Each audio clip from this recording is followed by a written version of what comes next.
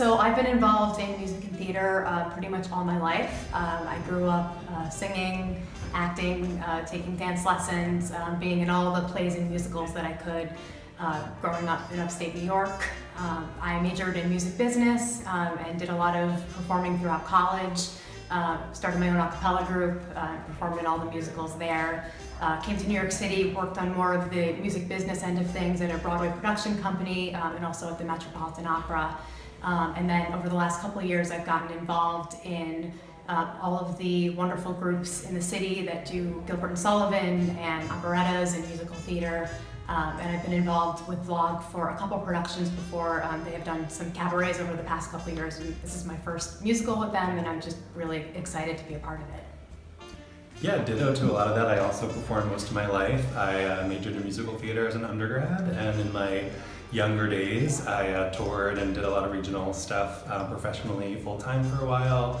Went back to grad school, have a whole other career as a clinical psychologist now. So I'm really just getting back into it, and this is my first Vlog show, so I'm really excited to find this new company. So my favorite part about being in company has to be working with this incredible cast and production team. I think that everyone here is just so incredibly talented and has so much to bring to the table. And they just give so much of themselves really in everything that they do. And I think another thing is that company means something so personal to everybody in the cast, and you can really feel that on stage and working with everybody.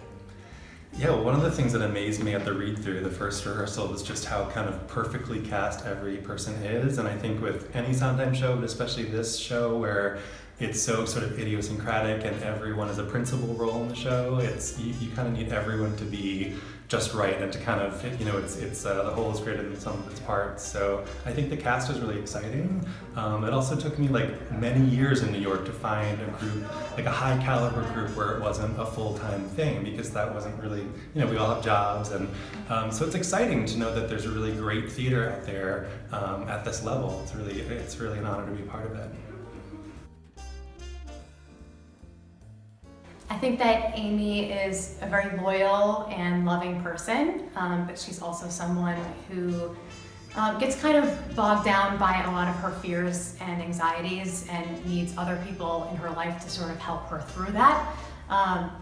She definitely handles her anxiety more externally. I have anxieties of my own, which I handle more internally, but I think that sort of basis of how much she cares about her partner and her friends is very true to who I am as well.